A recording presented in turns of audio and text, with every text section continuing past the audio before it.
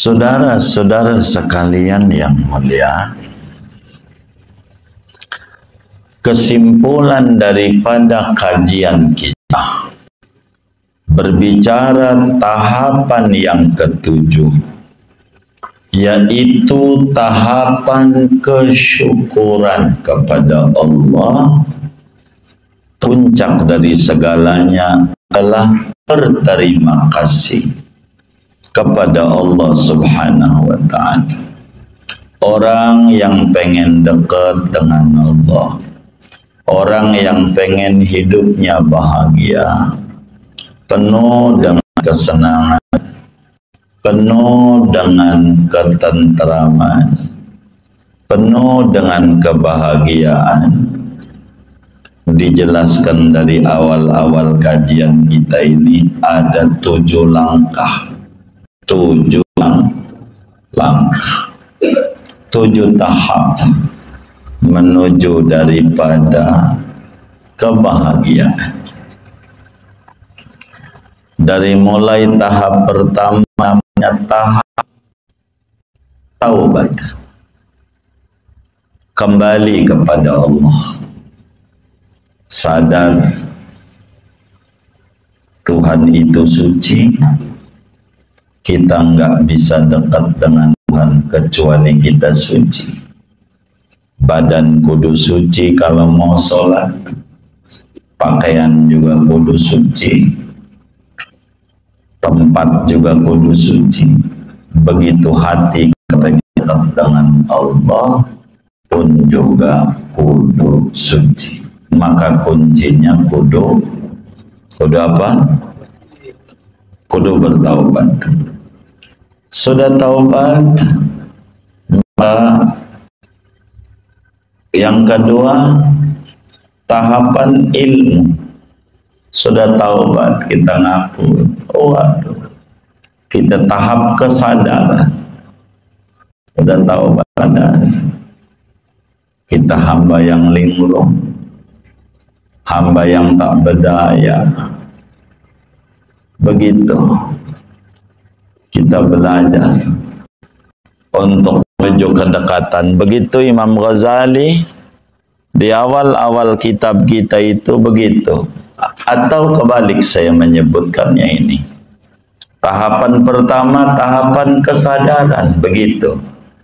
Ilmu, siapa kita, siapa Tuhan, untuk apa Tuhan hadirkan kita di jagat raya, itu satu, namanya tahapan ilmu.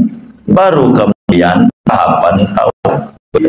Begitu yang catatan kitab Minhaj. Tahapan taubat.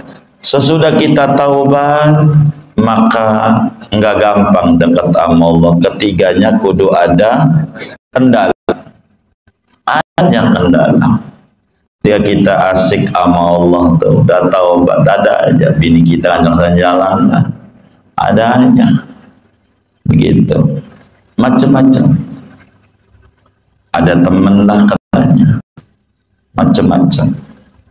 Lolos dari kendala, masih ada keempat, rintangan. Ini tahapan.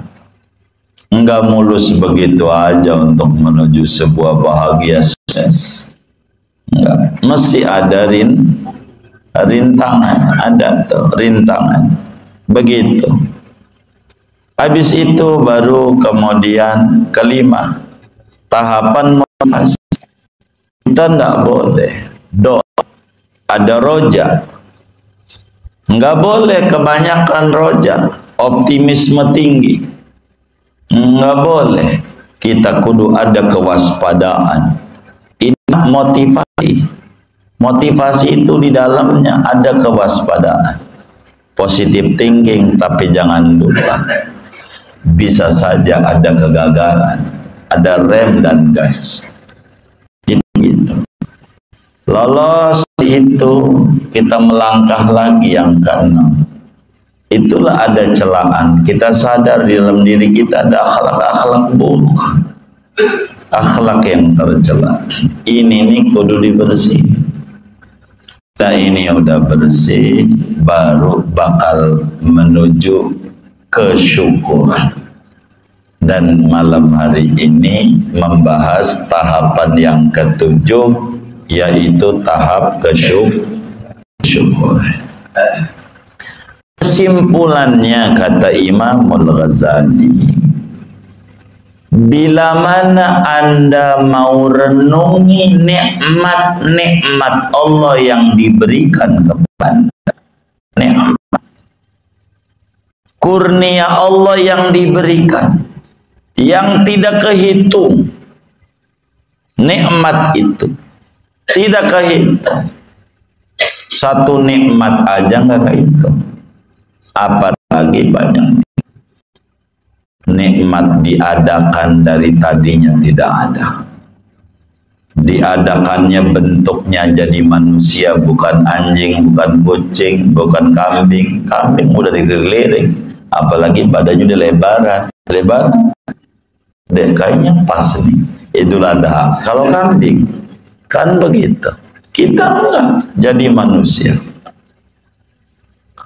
dengan muka yang tidak sama satu yang lain. Enggak ada wajahnya sama sejagat raya nih, enggak ada wajahnya, enggak ada, mirip ada, sama tidak ada. Begitu sebagaimana sidik jari tidak ada yang sama satu dengan yang lain. Sidik jari ini aja. Kita kayak apa ada di sini? Gambaran sidik jari. Itu kayak begitu.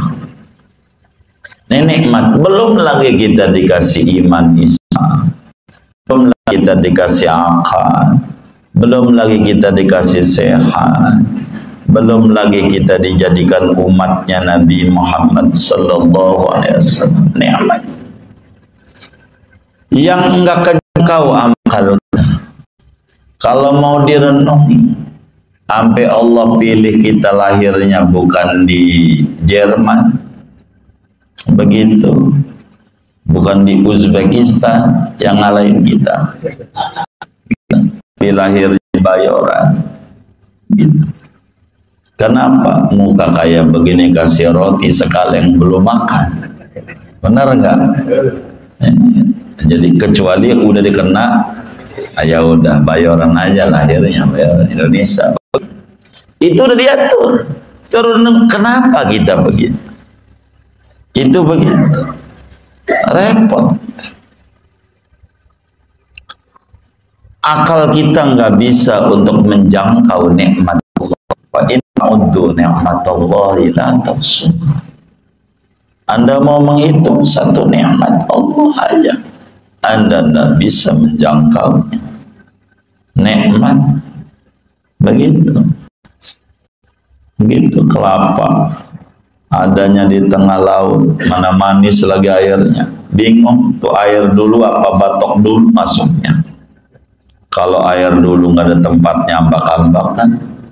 Kalau batok dulu dapat kayak begitu, mana masuknya, puyeng mikirinnya, puyeng mikirin itu. Satu nikmat dah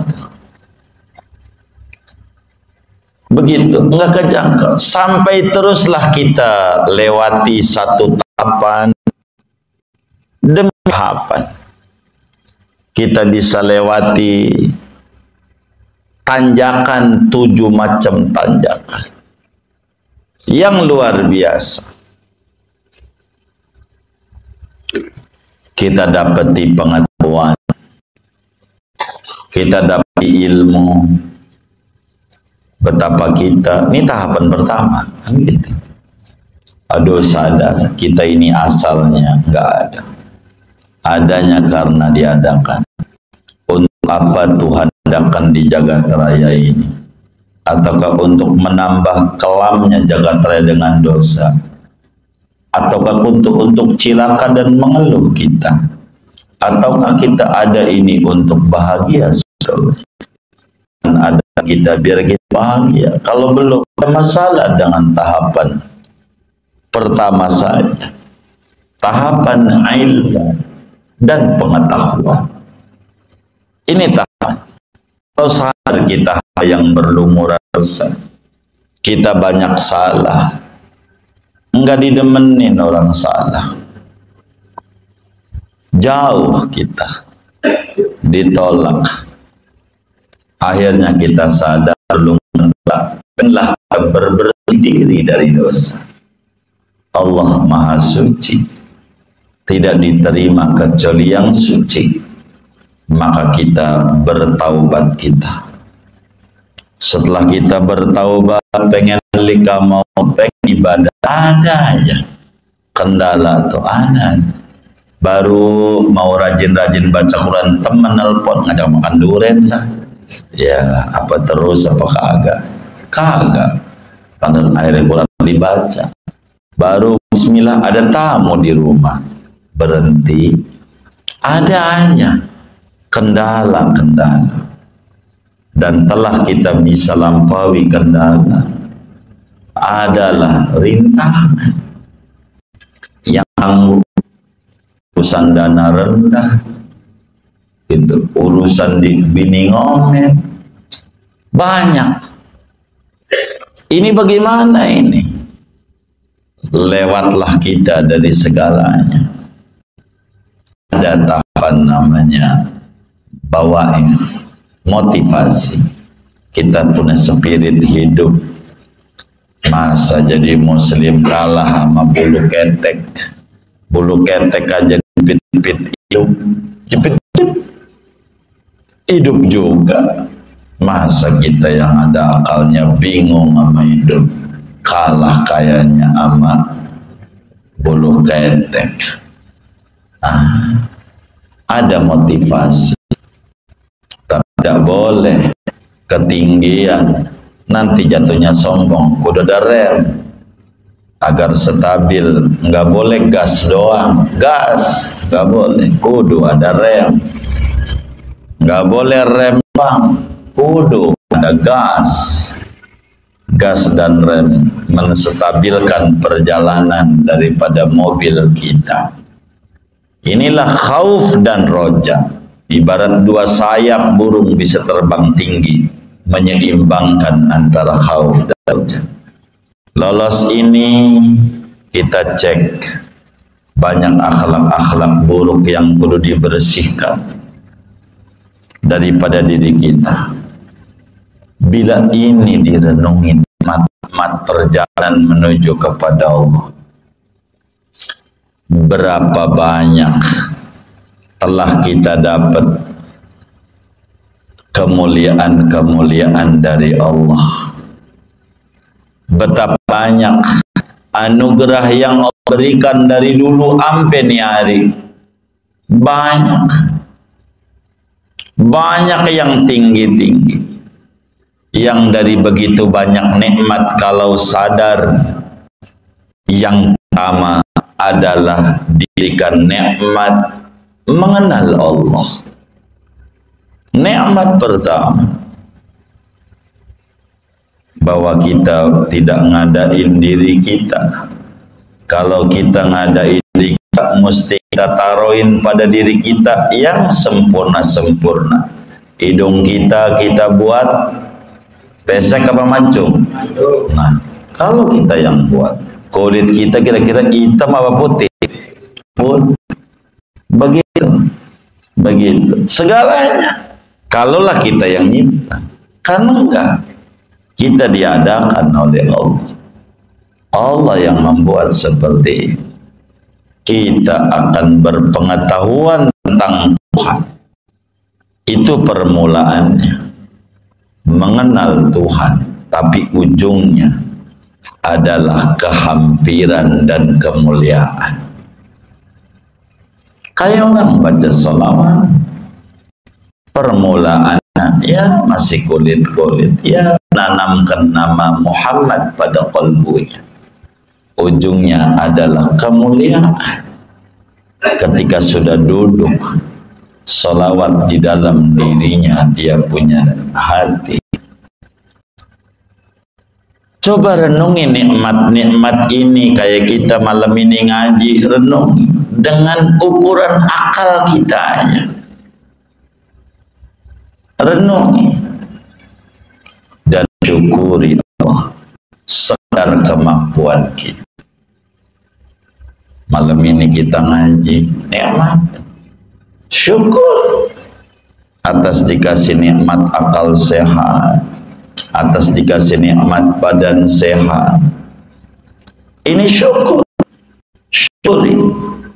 Sekedar kemampuan kita. Bagaimana cara bersyukur tuh? Pertama, cara bersyukur yang benar. Begitu tuh. Nikmat nih. Lidah kita digunakan buat memuji Allah. Demen baca sholawat aja udah nikmat, nggak perlu dibagi duit. Demen aja mulut kita digunakan baca Muhammad, baca dalailah, baca ratiblah, baca Quran atau yang baik-baik. Itu aja nikmat, sebab ada orang yang mulutnya digunakan buat nyela orang, mulutnya nyela orang. Apakah nggak kerugian nih? Maka dipakai zikir itu nikmat. Syukuri Allah. Nikmat-nikmat itu sekedar kemampuan kita. Lidah kita gunakan buat memuji dan menyanjung Allah. Lidah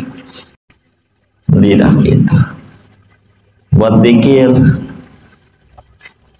Karena kalau lidah kita nggak dipakai untuk zikir, bakal digunakan buat yang lain. Liar lidah kita. Kalau nggak dipakai buat gaduh yang lain. Orang hidup pengennya ngobrol. Kalau bukan ngobrol yang baik di pengajian, udah ngomongin orang. Gitu, bisanya monten orang mulu. Monten orang. Orang salah. Ngapain dong iklan begitu? Begitu. Masih bagusan kagak ngaji. Udah kagak ngaji juga kagak bagus. Begitu. Kagak ngajinya aja udah kagak bagus. Tuh masih bagus, dia dikasih nikmat taufik oleh Allah kuat ngaji, belum diberi taufik ngalim, masih lebih tinggian dia dibanding kita yang bisanya nyela orang ngaji masih diomongin sama kita. Ya Allah, begitu. Karena lidah ini akan liar. Makna lidah ini buat memuji Allah, memuji Rasulullah. Itu lidah, namanya syukur. Baru syukur kelas lisan. Kedua, hati kita dipenuhi dengan keagungan Allah. La ilaha illallah. Tidak ada yang bisa ngasih rezeki kecuali Allah. Bila dagangan kita hari ini untung sekian, ya Allah yang ngasih, bukan karena dihalangi orang. Warung kita tidak selaris warung orang lain, bukan karena dia dukunin kita. Mungkin dia punya ibadah yang kita tidak tahu. Maka sering disebut, jangan sekali-kali sebagai anak majelis ngiri sama orang sukses. Jangan. Tapi ngirilah sama cara suksesnya orang. Tanya tuh sama yang warung laris apa? Oh, saya itu saban hari baca Quran 5 juz. Ya contoh. Kayak dia, biar sampai kayak dia.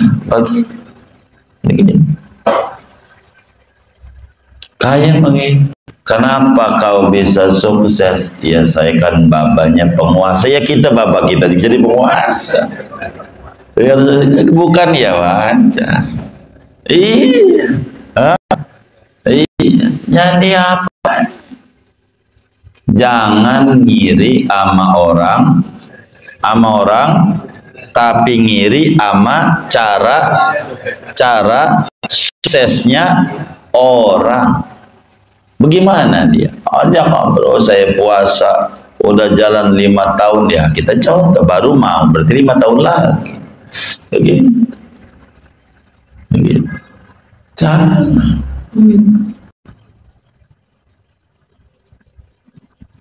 Ada kawan kita, WA sama kita.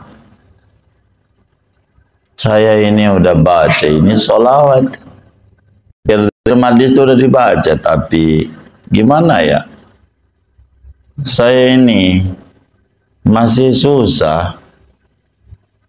Oh, masih susah bang. Iya. Saya hidup dari anak. Kata dia.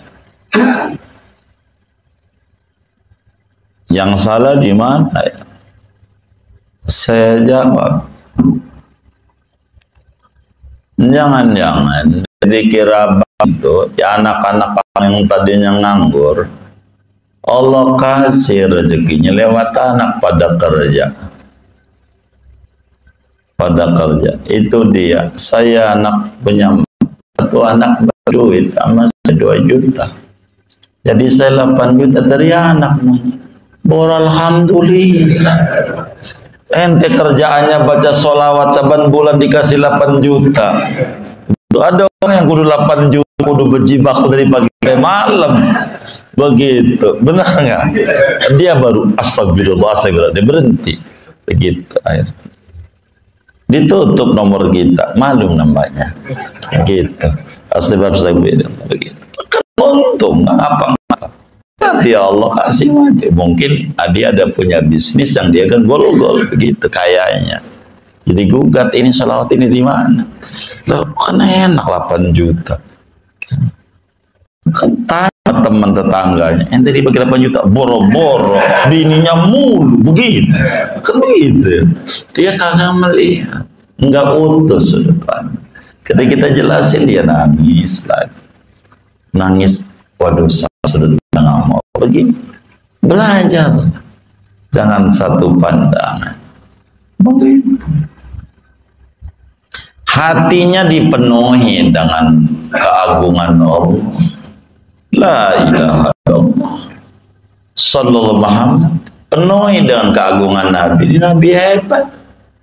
Gue mau berhenti aja baca salat. Lu berhenti, malaikat enggak berhenti. Allah malaikat itu sunnah Nabi enggak berhenti. Ya lu yang rugi. Malaikat aja banyak yang baca Nabi. Gue berhenti. Ya Allah, hambanya banyak. Kita yang rugi kita, orang malaikat aja kagak berhenti baca sholat sama Nabi, kita mau berhenti ya ngambek, kata malak ngambek cemen. Wah ngapain malaikat aja kagak berhenti lah, malaikat jumlahnya banyak lah, kagak rugi Rasulullah. Kita mau ngambek itu salah. Begitu hati ada apa dengan Nabi, malaikat aja baca sholat luar biasa. Saya baca sholawat nyontoh biar digandengin sama malaikat kaca. Malaikat digandengin sama Allah gara-gara bersolawat. Ya biar kita dikumpulin sama malaikat nggak bakal masuk neraka. Maka kita bersolawat nggak masuk neraka. Nah, begitu kumpul. Hati dipenuhi dengan keagungan Allah. Begitu hati sehingga ada cahaya yang bisa menghalangi kita dengan membangkang kepada Allah. Akhirnya Allah kirim kita untuk hidup kepada Allah. Mau sholat, mau ngaji, apa nggak nih? Ngaji aja udah merupakan nikmat. Ngaji, nikmat besar. Orang nggak dikasih kekuatan untuk ngaji. Sholat, udah sholat aja merupakan kenikmatan besar dari Allah. Kenikmatan. Keindahannya semampu kita. Hati penuh dengan mengagungkan Allah, mulut memuji-muji Allah, anggota kita mampu berkhidmat kepada Allah. Mampu kita ngorban kambing, latihan pakai ayam saya nggak mampu, ya burung emprit. Burung pit nggak mampu, balang yang motor latihan tiap tahun ngantri mulu daging kurban tiap tahun banyak. Masa nggak ada peningkatan? Ayam mampu nggak kira-kira? Mampu, motong ayam, beli di pasar Bayoran, niatin kurban, niatin, ini mampunya, latihan ya Rob, ini kurban saya, emang mampunya segini, kasih sama tetangga, begitu, bulunya, ya jangan. Begitu muanya jelas. Apa ini kuansa doain juga tahun depan saya sesuai dengan syariat, mampu kambing. Saya nggak mau. Mentang-mentang nggak mampu, ya udah nggak ngerjain apa-apa. Ya salah. Begitu. Yang kita mampu, begitu kayak begitu. Yang kita mampu. Mau nyariin rumputnya bagus. Begitu. Yang kita mampu. Hati mengagungkan Allah, badan ibadah, lidah memuji, disertai pengakuan keteledoran diri daripada hak nikmat dan kebaikan. Coba pikiri, Allah kasih duit sama kita, nanya. Kebiasaan saya tuh begitu. Saya dapat uang, ada kan bagi duit, nanya untuk apa ini? Untuk apa? Begitu. Kenapa ini? Begitu. Saya nanya, lagi nanya-nanya sama Allah, dapat WA, Bang Nur, begitu, WA-nya, guru, ada kawan kita, oh ya, ya boleh datang aja, begitu. Bertanya dalam hati, bertanya. Itu begitu. Ini dikasih hidupnya untuk apa ya? Gitu. Bertanya aja sama Allah, ini untuk apa kita ini? Biar hidup kita itu bahagia, tertata. Kalau enggak, ya kita kayak binatang, enggak punya program. Habis waktu kita, ditatalah. Kapan kita baca Latin? Kapan kita baca Quran?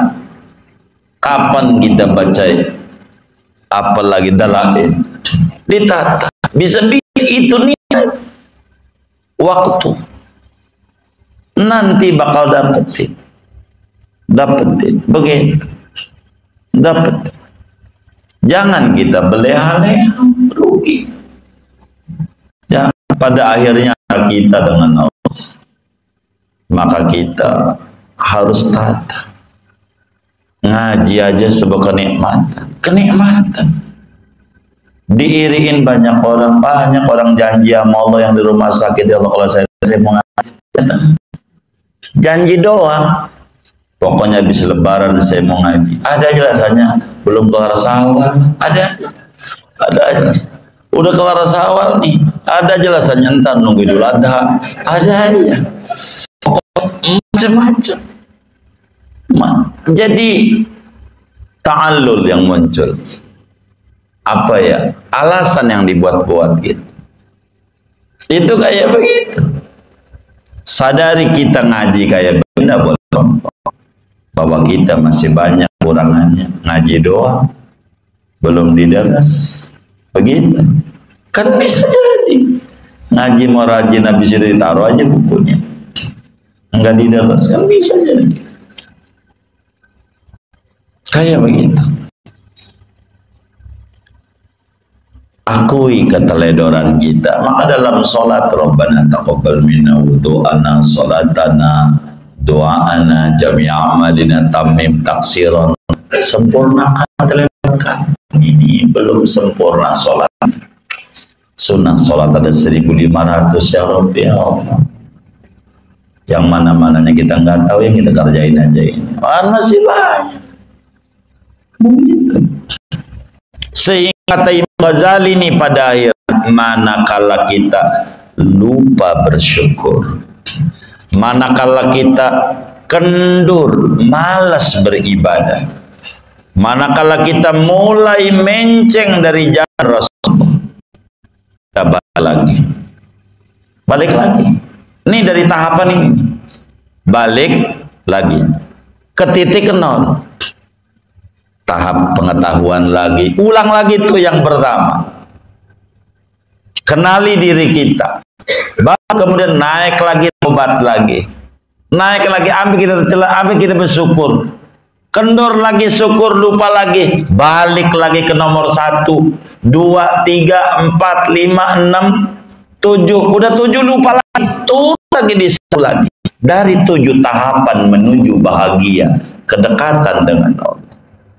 Manakala kita lupa, bersyukur, atau kita kendur, down, males, jenuh, balik ke titik awal. Menyimpang, balik ke titik awal. Titik awal. Balik dengan terus kita bertawajuh kepada Allah. Jangan tinggal doa ini kalau kita malas zikir, malas ibadah. Doanya begini kalau cara gampang, ya Allah, ya Tuhanku,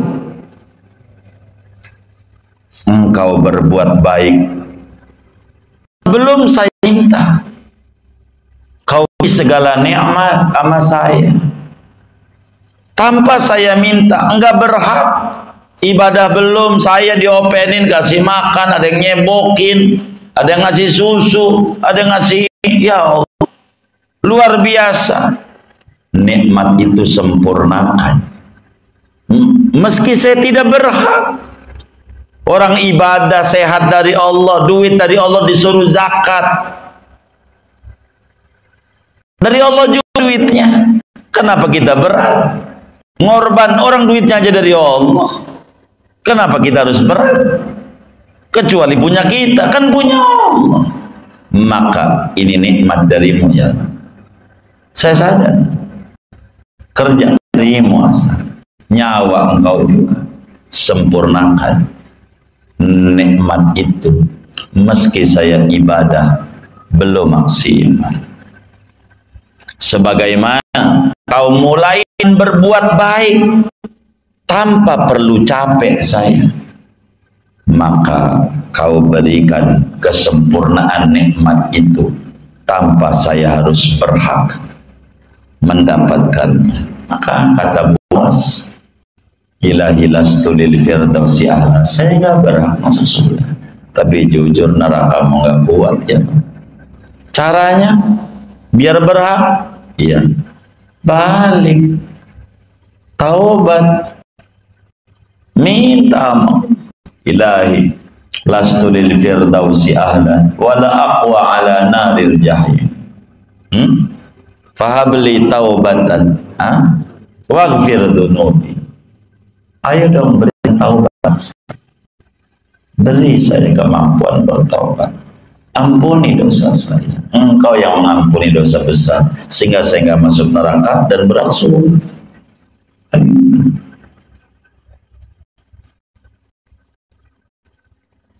Kita ngomong sama Allah seperti nyanyian dendangan para wali-wali yang mendapatkan hidayah, mendapatkan kemanisan ibadah mengenal Allah.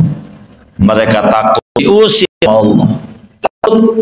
Jadi kenapa kamu ibadah? Aduh, udah cukup balasan Allah, dikasih mampu ibadah aja udah nikmat. Nikmat. Yang lain udah biar begitu, entar juga ini nikmat. Maka kalau ada kesalahan, minta sama Allah, minta kenikmatan ibadah, kenikmatan bersolawat, kenikmatan baca Quran, minta kenikmatan. Jangan sampai diusir Allah. Kalau jauh dari repot. Begitu mereka pada tadarruk memohon Allah, angkat tangan. Para ulama-ulama itu, saudara boleh baca pada rakaat ketiga keempat dohor. Doa ini, karena doa ini penting, lebih di zaman orang gunjang ganjeng berbicara turunan, tikungan itu yang karena begini turunan mulu yang diomong, tikungan. Nih rakaat ketiga maghrib kan ada suratnya, rakaat 3 dohor asar isya kan nggak ada suratnya. Baca habis sholat dolin amin, jangan ruku dulu. Rabbana la tuzigh qulubana ba'da idh hadaitana wa hab lana min ladunka rahmah innaka antal wahhab. Doa itu ada. Jangan kau cabut, jangan kau simpan hati kami sesudah kau berikan hidayah kepada kami, anugerahkan kepada kami rahmat di sisi Tuhan. Jangan capek, banyakin baca Rabbana la tuzigh qulubana ba'da idh hadaytana wa hab lana min ladunka rahmah innaka antal wahhab. Anak-anak pesantren kau selipat wajib habis sholat baca doa ini. Habis sholat nggak boleh tinggal Rabbana la tuzigh qulubana ba'da idh hadaytana. Tuhan, jangan kau cabut hidayah yang ada di hati, iman Islam yang ada, kecintaan sama majelis ilmu, kecintaan sama sholawat Nabi, kecintaan baca ratib, jangan dicabut. Kalau Allah udah cabut, aduh, tanya-tanya. Allah cabut menyimpang dari majelis ilmu, kita nyela aja tuh sama kiai, malu akhirnya ngaji. Cara Allah gampang, bolak-balik hati itu gampang.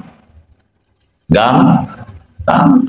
Cara orang duitnya banyak biar habis, nyalon dewan, begitu.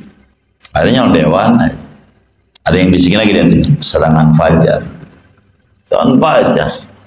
habis itu berita lagi serangan jantung, habis,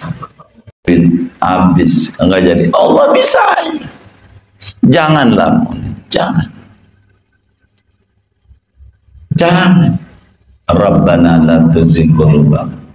Bila kita sakit, sakit, tapi sakit itu kita zikir sama Allah, ya Rabb, jangan kau cabut penyakit ini.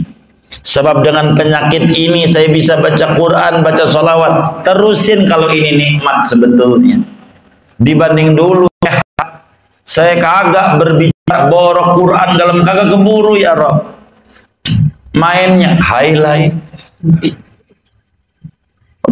Udah nggak jelas. Ini nikmat, ya Rabb.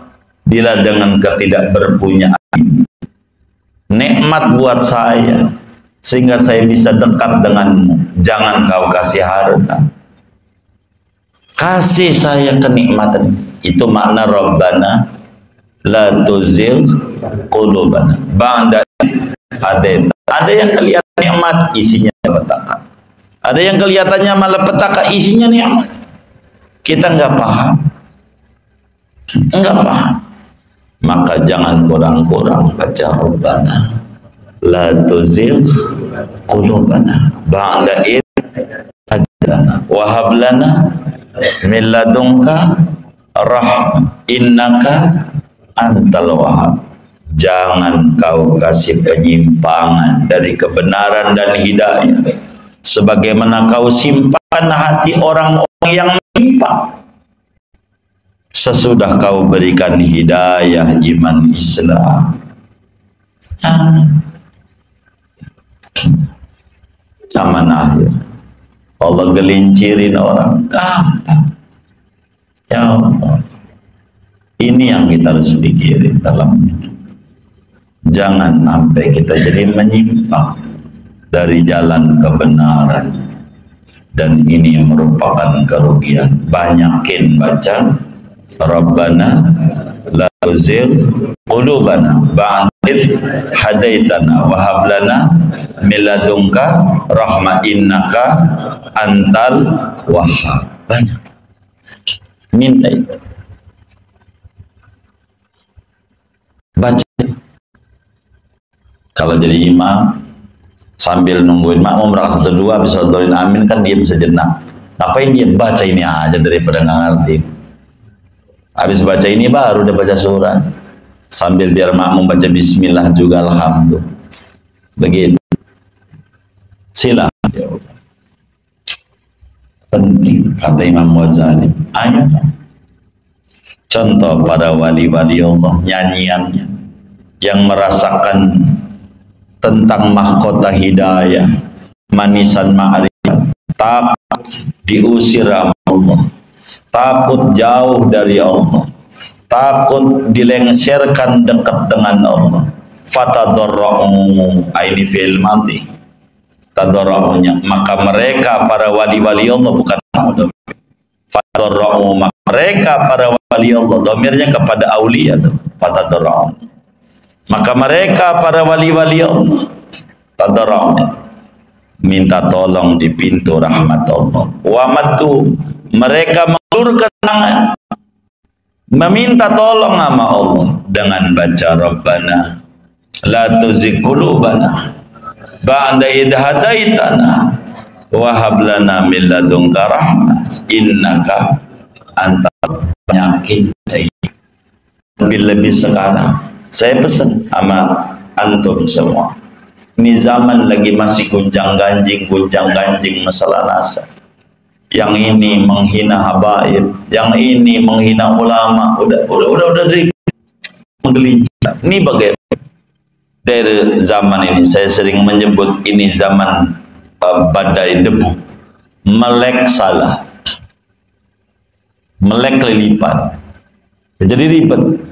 Udah kencang ada sholawat, di antaranya baca ini Rabbana la tuzigh qulubana ba'da idh hadaitana wa hab lana min ladunka rahmah innaka antal wahhab.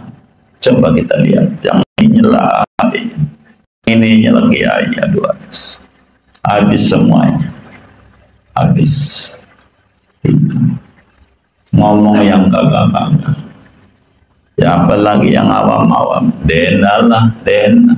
Cek dulu denanya Rasulullah, ngaku gitu ya kan. Cek Fazili Fatimah terus aja, ngomong gitu-begitu. Jadi ujungnya jadi ribet aja. Udah kita mau sebagai orang majelis, mohon maaf, kita membanyakin baca latih, baca selawat. Ini antara yang terpenting. Imam Ghazali ajarin kita supaya kita nggak tergelincir. Baca kata Imam Ghazali, Rabbana la tuzigh qulubana ba'da idh hadaitana wa hab lana min ladunka rahmah innaka antal wahhab. Biar nggak tergelincir, ya, banyakin baca Rabbana la tuzigh, Tuhan jangan kau jauhkan, jangan kau usir, Tuhan dikatakan. Ini repot, jadi ribet aja. Cara nyetik ada aja, Allah begitu, dan kita ngeri, apalagi yang awam, kita dia aja bisa tergelincir, ya apalagi kita yang awam, repot. Kadang nggak tahu persoalan, dia ribut, ini nyala ini, repot. Kita membaca Rabbana la tuzigh qulubana ba'da idh hadaitana wa hab lana min ladunka rahmah innaka antal wahhab. Udah banyakin baca itu biar kita nggak rusak. Begitu kita. Ini namanya zaman fitnah, gampang merusak kita. Tadinya ta'zim sama habaib, terprovokasi jadi enggak. Ya. Lepas segalanya kan Allah juga yang nyuntik, ya kan? Nah, kalau Allah mau gelincirin orang bisa. Nah, makanya kita Rabbana la tuzigh qulubana ba'da idh hadaitana wa hab lana min ladunka rahmah innaka antal wahhab. Kita minta rahmat dari Allah. Ngeri zaman akhir, ngeri. Benar, ngeri. Jadi repot. Agar supaya Allah kasih selamat di zaman akhir. Mungkin kalau di kota-kota besar udah begitu berdampak, di perkampungan bisa saja berdampak besar. Begitu terbawa pesona kemari. Ala kulli hal, kalau direnung lebih dalam, bisa saja orang tergelincir. Minta maaf, biar Allah jaga kita. Rabbana la tuzigh qulubana ba'da idh hadaitana wa hab lana min ladunka rahmah innaka antal wahhab. Ngeri, apalagi kita yang awam, dia aja bisa tergelincir, apalagi kita. Kan begitu hikmahnya, benar nggak? Ini kita perlu tangisi. Gitu. Kiai bisa tergelincir. Apalagi kita. Wis tangis ya, tangan kita angkat. Minta sama Allah. Rabbana la tuzigh qulubana ba'da idh hadaitana wa hab lana min ladunka rahmah innaka antal wahhab. Baca ini. Kalau kita syukur, jangan sampai syukur berujung kepada kesombongan. Jangan sampai kita miskin berujung pada keluhan. Begitu. Hidayah rahmat. Dan ini penting bagi kita bersama supaya kita bahagia. Mudah-mudahan Allah beri kita kebahagiaan dunia dan akhirat.